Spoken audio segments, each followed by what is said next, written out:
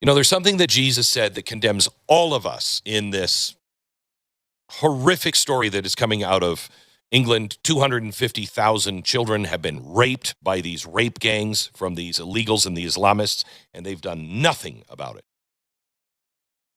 We've lost, under Biden administration, we just lost, misplaced, about 500,000 children. Don't know where they are. We found 146,000 of them. Trump has. They set out to look for them. They found out that we were just giving them to anybody, and now these children are being found raped time after time after time, day after day after day. There's something that Jesus said that really condemns all of us, I fear. He said, whoever harms one of these little ones, one of these children, it would be better for that man to have a millstone hung around his neck and drown in the depth of the sea. Think of this. This is the gentlest man who ever lived. The one who said, turn the other cheek. The guy who forgave the men driving nails into his own hands. That man looked out and found one thing that was so unforgivable, he reached for the image of a stone tied around the neck and a body sinking into the sea. And what was that one thing? The abuse of a child.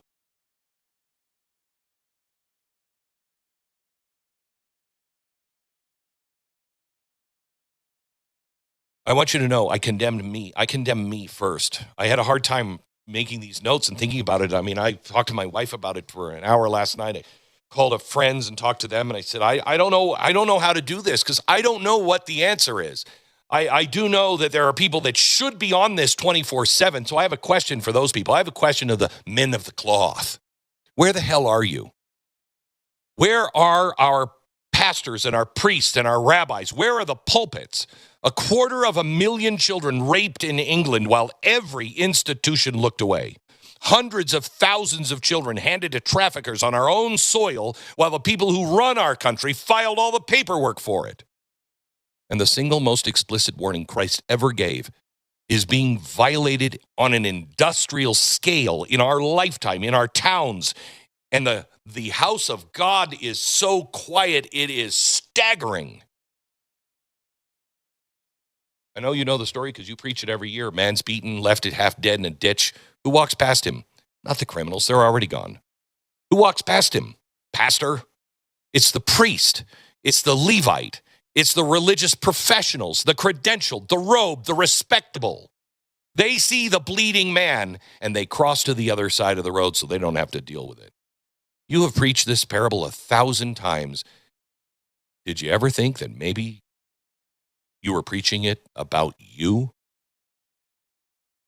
Because I think that's where many of our pastors and our priests and our rabbis are. They're on the other side of the road.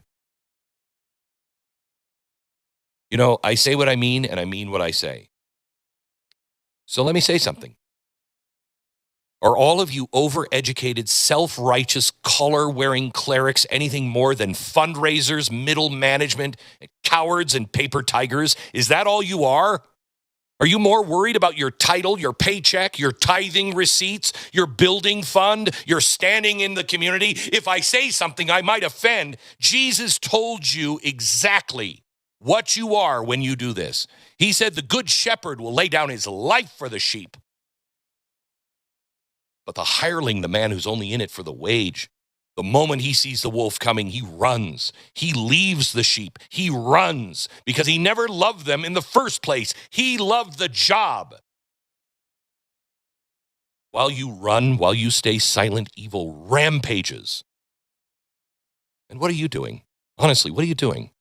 You're at your desk polishing up another clever little sermon, 3 points in a poem that half your congregation is going to sleep through anyway. Do you honestly believe with what's going on in the world that the thing you're talking about next Sunday, the thing you're doing today is the thing that Jesus would be doing?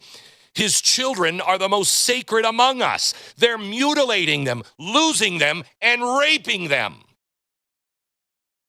But you're busy workshopping your Sunday talk while they're being devoured.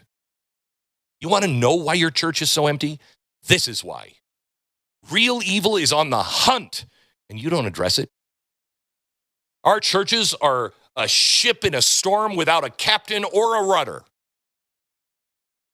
Martin Luther King, who was by far not a perfect person, by far, marched for no less than what's happening to these children today. And do you remember what his great disappointment was? It wasn't the men with the dogs and the hoses. When he was sitting in a jail cell in Birmingham, he wrote the hardest words to the clergy, to the good, decent, educated white pastors who told him to be patient, to wait, don't make trouble. He said he'd almost concluded that the great stumbling block was not the obvious villain, but the moderate, the more devoted to order than to justice, the one who agreed with the goal in private and did nothing in public. He said in the end, we're not going to remember the words of our enemies. We will remember the silence of our friends. The silence. I'm not going to remember your Sunday sermon, but I think we will remember the silence. That's what's being recorded, not the screaming of the wicked. We expect that, but the silence of the shepherds. Do you know why I fear Tommy Robinson might fail in his efforts in Great Britain? Not because he isn't right, not because he isn't smart, but because England doesn't have a figure like Martin Luther King to model. The churches aren't there. The churches are literally working for the king. They don't believe the Bible is supreme. They don't even believe the Bible is true. They hide behind and empower their real king. And it ain't Jesus, it's King Charles. Now, how many of our pastors, priests, and rabbis are hiding behind the government? How many of them will say, this is a political matter. It's a state matter. It's not the church's place. Well, let me remind you who these children are, okay? Render unto Caesar that which is Caesar's. Give Caesar his coin. I don't know if you've noticed this, Pastor, but a child is not Caesar's coin. A child does not bear Caesar's image. A child